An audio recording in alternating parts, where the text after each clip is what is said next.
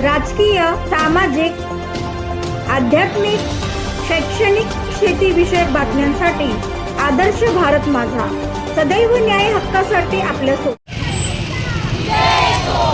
पनवेलमध्ये नारी शक्ती वंदन अधिनियम समर्थनार्थ भव्य पदयात्रा. नारी शक्ती वंदन अधिनियमच्या समर्थनार्थ भारतीय जनता पार्टीच्या वतीने पनवेल शहरात भव्य पदयात्रा उत्साहात गुरुवार दिनांक 16 एप्रिल रोजी सायंकाळी पार पडली. आमदार प्रशांत ठाकूर, जिल्हाध्यक्ष अविनाश कोळी आणि महिला मोर्चाच्या प्रिया मुकादम यांच्या नेतृत्वाखाली ही पदयात्रा आयोजित करण्यात आली. पदयात्रेला महापौर नितीन पाटील, राज्य परिषद सदस्य अरुण शेठ भगत, पंचायत समिती सभापती रंजना वास्कर, उपमहापौर प्रमिला पाटील, स्थायी समिती सभापती बबन मुकादम, महिला व बाल कल्याण सभापती ममता म्हात्रे, पंचायत समिती उपसभापती भूपेंद्र पाटील, माजी महापौर कविता चौतमोल, माजी विरोधी पक्षनेते प्रीतम म्हात्रे, जिल्हा सरचिटणीस चारुशिला घरत, रमेश मुंडे, प्रल्हाद केनी, जिल्हा सचिव ब्रिजेश पटेल, युवा मोर्चा जिल्हाध्यक्ष आनंद ढवळे यांच्यासह अनेक पदाधिकारी, कार्यकर्ते, मोठ्या संख्येने महिला व नागरिक सहभागी झाले होते. पदयात्रेची सुरुवात भाजपच्या मध्यवर्ती कार्यालयातून करण्यात आली. बाजारपेठ मार्गक्रमण करत छत्रपती शिवाजी महाराजांच्या अश्वरूढ पुतळ्यास तसेच भारतरत्न डॉक्टर बाबासाहेब आंबेडकरांच्या पुतळ्यास अभिवादन करण्यात आले. शहरातील प्रमुख मार्गावरून पुढे जात ठिकठिकाणी जनजागृती करण्यात आली. तसेच स्वाक्षरी मोहीमही राबवण्यात आली. यावेळी आमदार प्रशांत ठाकूर यांनी नारी शक्ती वंदन अधिनियम महिलांना 33% राजकीय आरक्षण देणारा ऐतिहासिक निर्णय असल्याचे सांगत महिलांच्या सक्षमीकरणासाठी हे महत्त्वाचे पाऊल असल्याचे नमूद केले. महिलांनी या पदयात्रेला मोठा प्रतिसाद दिला. अण्णासाहेब आहेर, आदर्श भारत माझा, पनवेल.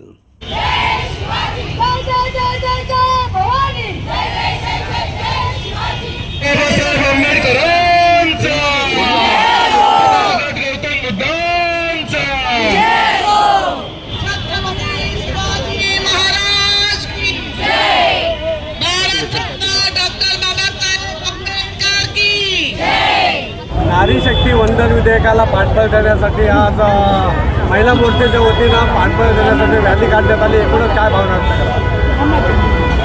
संपूर्ण देशभरामध्ये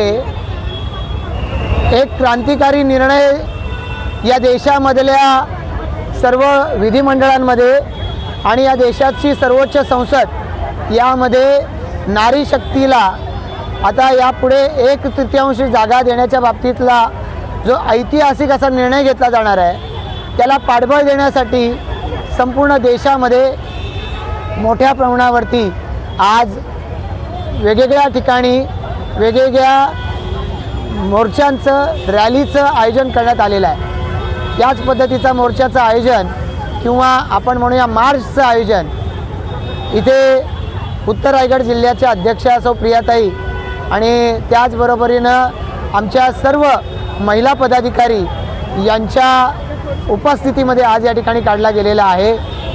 मी या निमित्तानं आमच्या समस्त महिला पदाधिकाऱ्यांचं, महिला कार्यकर्त्यांचं मनापासून अभिनंदन करतो. केवळ भाजपच्या नाही तर विविध राजकीय, सामाजिक क्षेत्रातल्या महिला आज या मार्चमध्ये सहभागी झाल्या आणि नारी शक्ती वंदन अधिनियम बिलाला, या अधिनियमाला त्यांनी पाठिंबा दिलेला आहे.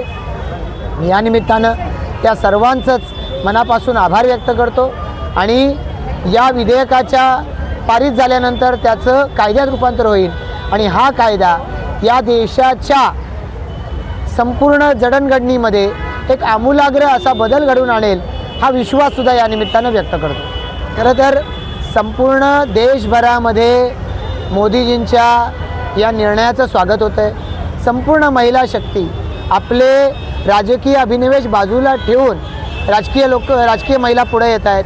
त्याचबरोबरनं फक्त राजकारण समाजकारणातल्या नाही, उद्योग असतील, विविध आपल्या सहकारी संस्था असतील, यामध्ये काम करणाऱ्या सर्व महिला की ज्यांना आज आपल्या कर्तृत्वावरती काहीतरी सिद्ध करून दाखवण्यात आलेलं आहे, त्यांना निश्चितपणानं अशा पद्धतीच्या निर्णयामुळेचा आनंद वाटेल. इथं आमच्या सौ चारुशिला घरत आहेत. त्या पनवेल शहराच्या 5 वर्ष नगराध्यक्ष राहिल्या होत्या, उपमहापौर होत्या, त्या स्वतः शिक्षिका होत्या. आमच्या महापौर डॉक्टर कविता चौतमोल यांनासुद्धा राजकीय पार्श्वभूमी नव्हती. अशा राजकीय पार्श्वभूमी नसलेल्या महिला आज नगराध्यक्ष, उपमहापौर, महापौर या पदापर्यंत पोहोचले आहेत.